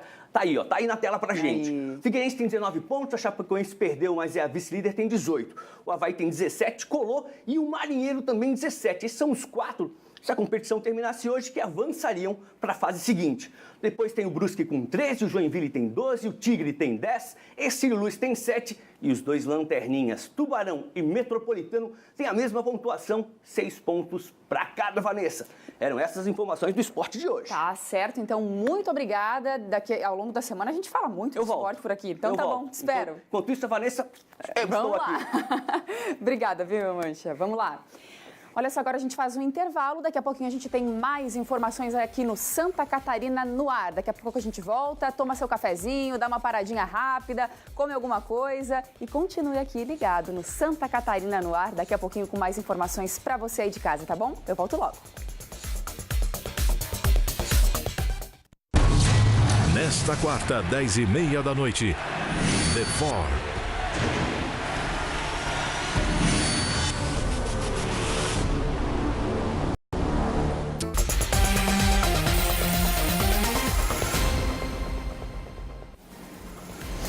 Então, para você que ligou a TV agora é hora de falar de um assunto que eu acho que interessa a todo mundo, hein? Muita gente vai deixando, vai empurrando com a barriga mesmo, os sonhos aí, os desejos, né, para o novo ano, tudo aquilo que você fala lá no ano passado, no finzinho do ano, eu quero fazer isso, quero emagrecer, quero comprar um carro, quero mudar de emprego, vai deixando, vai empurrando. Para muita gente o ano só começa depois do carnaval. A gente vai trazer hoje, daqui a pouquinho, uma coach para falar um pouquinho sobre isso que é chamado de procrastinação. Mas antes disso, você aí de casa pode participar com a gente. Entra lá no ND+, estou com o celular aqui, ó, para você participar com a gente. É só entrar nessa abinha aqui em cima, como eu estou mostrando para você, e clicar em Henrique Santa Catarina. Aí já está a nossa enquete ali no comecinho, ó. Você acha que o ano só começa depois do carnaval? Deixa a sua opinião. Tem gente já deixando, ó. Giovana, Sandy, Rosário, Pablo já. O pessoal já começou a participar. Deixa a sua opinião, diga que sim ou que não, fale por quê. Participe com a gente quer a sua interação aqui também com a gente. Daqui a pouquinho uma coach participa, então. Mas antes a gente vai ver uma reportagem, porque é nessa época, né, que a gente costuma ouvir que o ano começa só depois do carnaval para muitos.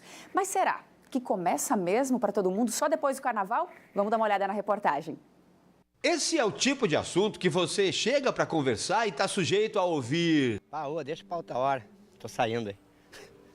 Sim, não quero papo, não quero conversa. Desvia? Desvio. Hoje não dá para resolver. Que nem agora.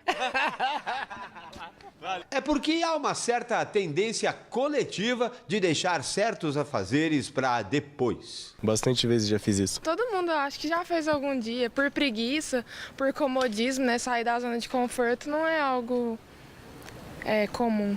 É o tal empurrar com a barriga, deixar os compromissos para amanhã.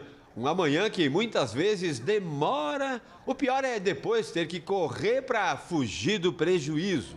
Às vezes é ruim, mas no final dá tudo certo. É o procrastinar em seus problemas, entendeu? Procrastinar. O que é isso? A gente explica. Procrastinar é um substantivo feminino que tem a ver com o ato de adiar as coisas. Prolongar uma situação para ser resolvida depois. É um comportamento considerado até normal ao ser humano, mas que pode ser ruim quando começa a impedir o bom andamento do dia a dia, o funcionamento das rotinas. O que você acha disso? Deixa para outra hora, depois a gente conversa sobre isso. As pessoas que se enquadram nesse perfil têm uma grande capacidade de achar desculpa para tudo. O sujeito está ali, mas sempre acha um jeito de escapar para o lado quando o assunto é compromisso. Agora, sabe por que a gente está falando sobre isso aqui na Passarela do Samba? É porque o carnaval tem tudo a ver com isso. Afinal de contas, quantas vezes você já ouviu alguém dizer assim: o ano só começa depois que o carnaval termina? É o calendário da folia. Cada um define o seu. É segunda-feira, viva 2019, né? O ano só começa quando termina o carnaval, porque o pessoal aí realmente acaba ressaca totalmente. Aí sim, aí começa. Depois. Não, agora a gente só curtiu o som, se divertiu e hoje é festa. É um pensamento comum no meio desse agito, de quem tanto esperava por esse momento para depois resolver outras coisas. Mas agora a gente não está falando de conta, de problema, nada. Agora é carnaval, todo mundo aproveitar e seja uma festa boa para todo mundo. Tudo bem, é um pensamento muito pessoal. Pular agora para depois correr. Para fechar negócio, para pagar as contas, para arrumar trabalho e pensar no ano novo que começou há quase 2 meses. A trilha sonora para esse estilo de vida, bem que poderia ser: não vai dar não, você vai ver a grande confusão. Coisa que pro Dimitri não funciona. Tá aí o exemplo de uma pessoa hiper, ultra, mega organizada. Tanto que ele trabalha com isso. Presta serviço a empresas e profissionais liberais que precisam de ajuda para não deixar nada para amanhã. Mas aqui, os próximos 3 meses, 4 meses estão dentro do meu campo de visão, né?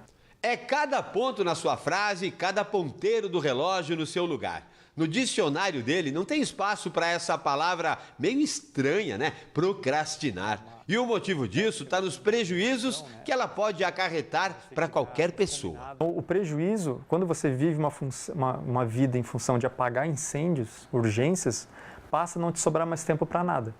Então, as pessoas reclamam: pois não tenho tempo para nada, não consigo fazer esporte, não consigo nem dar uma caminhada porque eu estou sempre apagando incêndio. E deixa acumular muita coisa. Deixa acumular, então tudo vira urgência. Sempre tem urgência para resolver no dia. Mas a grande sacada aí é você parar. Não, deixa eu planejar as coisas, né? A gente quer ter bom desempenho em qualquer coisa, no profissional, na vida pessoal, mas a gente tem que se preparar. Tá dado o recado, mas segue o baile, cada um no seu ritmo, aproveitando ao máximo o ano que começa agora ou que começou lá atrás. Já começou. Vamos lá, pessoal. Agora, o Celito surpreendeu. Ele cantou, ele dançou, sambou. Obrigada, viu, Celito? É isso mesmo, né? Tem que entrar no clima, tem que se mexer, porque o ano já começou e a gente está com a nossa enquete também. Algumas pessoas já participaram dizendo, ó, o ano começa em janeiro para quem trabalha e é uma pequena pausa para quem gosta de curtir o carnaval. Algumas pessoas aí participando, para muitos, não, o ano começa em janeiro, para quem move o país, sim, não, muita gente participando com a gente. E a Vanessa Poleto tá aqui, ela que é coach, porque geralmente é assim. Primeiramente, muito bom dia para você. Bom dia. Seja bem-vinda aqui ao estúdio do Santa Catarina no Ar. Obrigada pela participação. Obrigada. Então, geralmente é assim, né? Vanessa me achará, inclusive. A gente faz 1000 planos, se coloca, nós mesmos, né, em muitos compromissos aí, ó. A partir do ano que vem, antes é aquele período do fim do ano, né? Não, depois, deixa passar o Natal, deixa passar a virada do ano. A gente se coloca no compromisso de muita coisa. Primeiramente, essa questão de colocar muitos projetos, isso é o ideal ou não? É uma coisa de cada vez? Queria que você explicasse um pouquinho pra gente. A gente tende a complicar demais essa questão dos objetivos e das metas. E a gente esquece que é no simples, é no corriqueiro, é que a gente vai fazendo a diferença na nossa vida, né? E um primeiro ponto para a gente entender essa questão da procrastinação é por que a gente procrastina, afinal de contas, né? Meu Deus, entendendo que muitas vezes a gente acha que a gente é um super-herói, assim, que a gente pode tudo, que a gente consegue tudo. E, na realidade, se a gente entende que a gente tem uma tendência, todos nós, eu, você, todo mundo que está aqui no estúdio, todo mundo que está assistindo a gente, tem essa tendência a procrastinar. Por quê? Porque é próprio do ser humano isso. Essa inclinação à procrastinação, a deixar para depois. Quando a gente entende que a gente não é lá grande coisa e que a gente precisa realmente, todo dia, entrar no campo de batalha e fazer alguma coisa com relação às coisas, o cenário muda, porque a gente entende que a responsabilidade está com a gente, né? E que a gente sim precisa tomar as rédeas da situação e começar a fazer alguma coisa para mudar a coisa, né? Para quem fez esses 1000 planos aí no fim do ano e ainda não começou, muita gente dizendo, para mim, vamos deixar depois do carnaval, depois a gente faz. Qual que é o ideal? Assim, é começar o ano já, olha, com pequenas ações. Sei lá, primeiro quero ler um livro por mês, né? Um dos objetivos pode ser, enfim, né? Para ficar mais antenado, né? A questão de leitura, oratória, enfim. É isso, é começar com pequenas coisinhas. Vamos lá, vamos tirar do papel já no começo do ano, porque quanto mais vai deixando, vai ficando pior, acredito eu. Exatamente, porque a nossa vida não é depois do carnaval, não é depois da virada, a nossa vida está batendo agora. Todo dia na nossa porta ali, falando, oi, eu tô aqui, vamos fazer alguma coisa, né? E uma das grandes coisas que a gente pode começar a fazer é esquartejar essas desculpas que a gente dá, né? Por exemplo, o ano começa só depois do carnaval, é uma desculpa, né?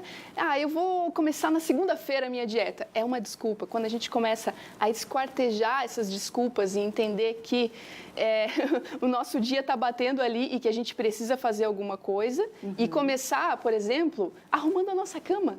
Nossa, boa dica. Se a gente começa o nosso dia arrumando a nossa cama, arrumando o lugar onde a gente dorme, se a gente chegar no final do dia e ter acontecido 1000 imprevistos, 1000 coisas que nada deu certo do nosso planejamento e tal, pelo menos a gente chega no final do dia em casa, olha para nossa cama e fala, cara, fui eu que arrumei essa cama. Que legal, é isso. Então, a tua dica principal para quem está em casa vendo a gente é isso, com pequenos passos para que você consiga organizar, na verdade, o seu ano inteiro. Exatamente, senão a gente começa a querer uma dieta, eu já vou para a dieta low carb, super radical, né? Começa diminuindo um pouco de carboidrato aqui, um pouco ali, né? É aquela coisa do carro, né? A gente olha para o carro, ele tem o retrovisor, que você olha para trás, e ele tem o para-brisa que a gente olha para frente, né? Onde que a gente passa a maior parte do tempo olhando? Para frente, né? É isso. E com a nossa vida é igual. Não fica olhando para trás. Ontem eu não consegui, porque essa semana nada deu certo, não consegui acordar no horário, não consegui não consegui tirar os meus planos do papel. É daqui para frente, daqui em diante, o que eu vou fazer? Né? É cair e levantar. Como a gente entende que a gente pode falhar e que a gente vai falhar, deixa eu contar para vocês. É do ser humano, você vai falhar, você vai. E quando a gente entende isso, a gente entende, opa, caí, tudo bem, eu recomeço. Vou levantar aqui e retomar minhas coisas, retomar os meus projetos. Muito bem, Vanessa. Bem otimista, né? Para a gente começar essa semana. Obrigada, viu, pela tua participação aqui. Então, você que está em casa, dá o primeiro passo. Hoje é segunda-feira, bora, uma nova semana começando. Você que não arrumou ainda, que está tomando café, dá uma corrida lá e arruma. Obrigada mais uma vez, uma boa semana para você, viu? Olha, agora a gente vai até Blumenau, porque o motorista, a gente saiu de um assunto leve, agora vamos falar de um assunto mais pesado, e que revolta, né? Porque o motorista bêbado provocou um acidente gravíssimo. 2 jovens morreram e outras 3 ficaram feridas por um motorista que invadiu a pista contrária e bateu de frente no carro das meninas. Danúbia, pelo menos o cara tá atrás das grades, né? Pelo menos isso. Tá sim, depois de muita repercussão desse caso aqui na região, inclusive chegou até a acontecer uma manifestação em frente ao Fórum de Blumenau pedindo justiça. Esse acidente aconteceu sábado de manhã por volta das 6 horas. O motorista de um Jaguar, que é um carro de mais de R$200 mil, estava transitando pela BR-470 quando de repente invadiu a pista contrária e bateu de frente neste carro onde estavam as 5 jovens. Uma delas morreu no local, a outra chegou a ser encaminhada para o hospital, mas infelizmente não resistiu e faleceu. E as outras 3 ficaram feridas, sendo que uma delas está em estado grave no Hospital Santo Antônio, aqui em Blumenau. O que chama atenção, Vanessa, é que pouco antes desse acidente acontecer, o motorista que estava na BR-470 chegou a filmar o motorista desse Jaguar transitando em zigue-zague pela rodovia. E ele ligou para a Polícia Rodoviária Federal avisando. Mas, infelizmente, quando o carro passou em frente ao posto da Polícia Rodoviária, ele não foi parado pelos policiais. E aí, quando ele chegou em Gaspar, acabou acontecendo essa tragédia. O repórter Rômulo Balbinotti tem mais informações. Você confere agora a reportagem. A manifestação na frente do Fórum de Blumenau, neste domingo, reuniu amigos e familiares de Amanda Grabner, de 18 anos de idade, e Suelen Heder da Silveira, de 21. As 2 morreram depois que o carro em que elas estavam foi atingido por um Jaguar no início da manhã de sábado, na BR-470, em Gaspar, no Vale do Itajaí. Outras 2 amigas que estavam no mesmo veículo ficaram gravemente feridas. A batida foi exatamente neste ponto aqui da BR-470 em Gaspar. O teste de bafômetro feito no motorista logo após o acidente confirmou que ele estava embriagado. Evânio William Prestini, de 31 anos, acabou sendo preso em flagrante e levado à central da Polícia Civil em Blumenau. Não tem como explicar um sentimento desse, de uma tristeza muito grande, né? E qual que é o nosso intuito? De que evitar de que mais pessoas, e mesmo ele é reincidente, evitar que ele cause mais mortes. Esse vídeo mostra o Jaguar trafegando em zigue-zague na BR um pouco antes da batida. O motorista do vídeo avisou a Polícia Rodoviária Federal, mas o veículo não chegou a ser abordado pelos policiais. Meu Deus do céu! A PRF reconheceu que foi alertada sobre o caso. A conduta dos policiais será investigada. O motorista que causou o acidente foi levado ao Presídio Regional de Blumenau neste domingo, depois de ter a prisão preventiva decretada pela Justiça durante a audiência de custódia. A gente quer que ele continue preso e a gente vai ficar aqui até o fim para garantir que ele continue preso. Vamos acompanhar o processo de perto, todas as etapas. A gente sabe que mais audiências vêm por aí e a gente também quer que os policiais sejam responsabilizados e paguem pelo que deixaram de fazer.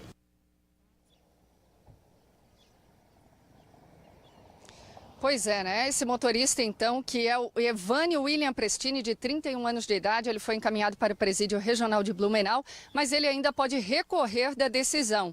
E como a lei prevê fiança, há a possibilidade dele ser liberado ainda hoje ou nos próximos dias. E a família das vítimas, né, tanto da Suelen quanto da Amanda, pretende entrar na justiça e processar a Polícia Rodoviária Federal, porque, segundo elas, esse crime poderia ter sido evitado pelos policiais se eles tivessem parado o carro em frente ao posto rodoviário aqui na cidade de Blumenau. Portanto, aí um acidente, uma tragédia, né, que chocou os moradores aqui da região e deixou muita gente indignada. Afinal, 2 jovens perderam a vida e uma continua internada em estado grave. Eu volto com você aí, Vanessa. Imagina, né, Danúbia, a situação, né, a angústia das famílias. A gente vendo esse vídeo, a gente já fica angustiado, vendo ele fazendo zigue-zague. A gente entende que tem muitos casos de trotes, né, em relação à polícia, também aos bombeiros, não só à Polícia Rodoviária Federal. Só que tem que checar, né? Se checar, olha, nesse caso, em outros era trote, mas nesse caso não. O cara realmente estava bêbado e matou. Ele matou por irresponsabilidade, matou. Olha só o vídeo, gente. Quem tá vendo em casa, né, fica angustiado. Olha, ele faz zigue-zague, vai na pista contrária. Obrigada, Danúbia, pelas informações. E a Fabiane está aqui com a gente, porque a gente quer saber o que a PRF diz, né, Fabiane, sobre isso, né, sobre esse atendimento que não foi feito, enfim. Vanessa, a Polícia Rodoviária Federal se pronunciou oficialmente ainda durante o fim de semana, por meio de uma nota e de um vídeo que foi gravado pelo chefe de comunicação da PRF aqui em Santa Catarina. Nesse material, divulgado para a imprensa e também pelos veículos de comunicação da Polícia Rodoviária Federal, o chefe de comunicação afirma que sim, a PRF recebeu ligações de um usuário não identificado por pelo menos 2 vezes. A gente vai acompanhar um trecho desse vídeo agora. Nós recebemos vídeos, áudios de um motorista que corretamente denunciou a polícia, ligou, tentou fazer com que esse veículo fosse tirado de circulação. Infelizmente, houve um problema de comunicação e a Polícia Rodoviária Federal acabou não conseguindo barrar esse veículo, tirá-lo de circulação para que esse acidente não ocorresse. A PRF informou ainda que nas ligações que recebeu, a informação dava conta de que esse veículo estava entre Indaial e Ascurra, no sentido litoral. A nota oficial emitida pela polícia diz o seguinte: a unidade operacional da PRF de Blumenau fica a aproximadamente 40 quilômetros de distância do local. E normalmente os veículos não passam na frente do posto da PRF de Blumenau. Eles entram antes em direção a Blumenau. Informou ainda que foi feita a checagem de placa e que ela não bateu com um veículo Jaguar. A polícia acredita que isso pode ter acontecido por uma falha na ligação, por uma má qualidade na ligação em que essas informações foram prestadas. Informou também que vai apurar a conduta dos policiais da unidade operacional de Blumenau. Por fim, a Polícia Rodoviária Federal destaca a conduta desses motoristas que fizeram vídeos, áudios e que ligaram para a Polícia Rodoviária Federal denunciando foi a conduta correta. É o que deve ser feito por qualquer usuário que estiver em rodovias, sejam estaduais ou federais, quando se depararem com uma situação de manobras arriscadas, de qualquer suspeita de que pode ter alguém embriagado ao volante. Voltamos ao estúdio do Santa Catarina no ar. Fábio, antes de me despedir de você, está chovendo nesse momento, a gente está falando de trânsito. É uma dica importante também para os motoristas terem cuidado redobrado em dias como hoje, a pista está molhada, tem que ter muito cuidado e bastante movimento aí atrás de você também, né? Perfeitamente, Vanessa. Começa a chover com um pouquinho mais de intensidade aqui em Florianópolis. E aí essa situação de trânsito complicado que a gente já tem todos os dias no início da manhã, especialmente aqui no acesso à ilha de Santa Catarina, exige ainda mais atenção, ainda mais cuidado por parte dos motoristas. A gente sabe que o dia começando com chuva, muita gente opta por sair de casa de carro. Isso aumenta muito o número de veículos circulando pela cidade e com isso deve aumentar também a prudência e o cuidado, porque especialmente aqui nas pontes, qualquer acidente, por menor que seja, já causa um problemão aí para a mobilidade aqui na nossa capital. Então a nossa dica é, saindo de casa com chuva, muita atenção, muita paciência, principalmente nesse horário em que a gente ainda tem fila aqui na Via Expressa, no acesso à Ponte Pedro Ivo Campos, no acesso à Ilha de Santa Catarina. Obrigada, Fabiana. Informações muito importantes aqui no Santa Catarina no ar. Agora a gente faz mais uma pausa, daqui a pouquinho a gente volta com mais informações. Você viu aí a chuva? Amanda daqui a pouco está de volta para falar sobre como fica o tempo aí nas próximas horas e durante toda essa semana. Não sai daí que o intervalo é bem rápido.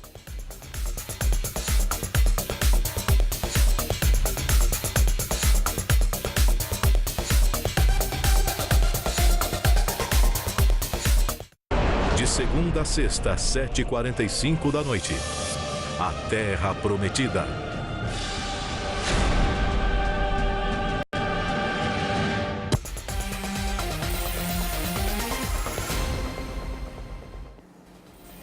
De De volta com o Santa Catarina no ar. E a chuva desse domingo provocou estragos. Aqui na capital, na Lagoa da Conceição, uma árvore caiu sobre uma casa. O trânsito em algumas ruas e na Avenida das Rendeiras também foi prejudicado pelo mesmo motivo. O Corpo de Bombeiros foi acionado e se deslocou para os locais para fazer a avaliação aí dos prejuízos e então dar início aos trabalhos de remoção. Amanda Santos está aqui com a gente de novo para falar do tempo. A gente falou no comecinho do jornal que o vento virou nesse domingo, né, Amanda? Trouxe muita chuva, a gente viu ao longo do Santa Catarina no ar, né? Alguns registros de alagamentos, de ventos, destelhamentos e tudo mais. E aí, essa semana, como é que fica o tempo, Amanda? A mãe natureza agindo, né? Vamos dar uma olhada em como fica hoje primeiro, Vanessa, porque olha só como vai ficar o tempo hoje. Dá só uma olhada.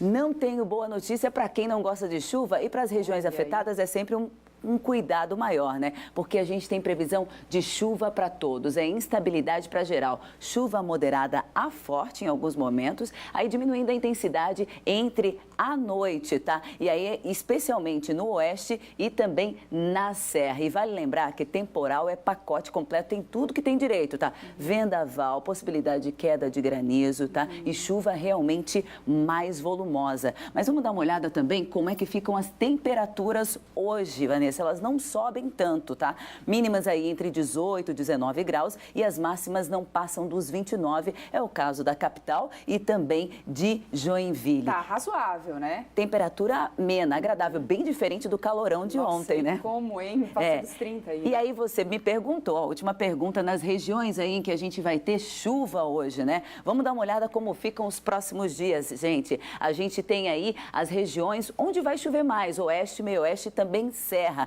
Começando por Chapecó. Chapecó, por exemplo, hoje vai ficar com chuva, ainda na terça-feira, aliás, né? Hoje chove, amanhã também, máxima de 25 graus e aí vai melhorando no decorrer do dia com sol entre nuvens e possibilidade de chuva zero. Não chove nos próximos dias. Vai dar para lavar roupa, então. Exatamente. De Chapecó a gente vai para Lages e Lages fica assim, amanhã a mesma coisa. Hoje tem possibilidade de temporal e vai melhorando ao longo da semana, porque tem pouca chance de chuva, como a gente pode observar. Na capital não é muito diferente não, tá, Vanessa? Na capital fica assim, a média de temperatura basicamente a mesma, entre 25 e 26 graus. Amanhã ainda chove com risco de temporal mal distribuído, localizado, que é aquela questão que na Lagoa teve aquele temporal todo e depois não teve em outras regiões, né? Mas vai melhorando gradativamente, só que ainda com chuva no fim do dia, diferente de Chapecó e de Lages, Vanessa.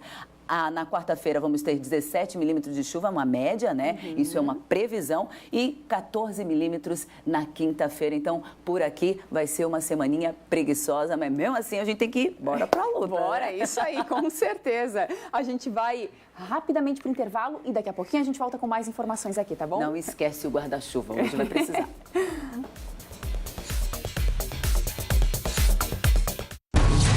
Nesta quarta, 10h30 da noite, The Four.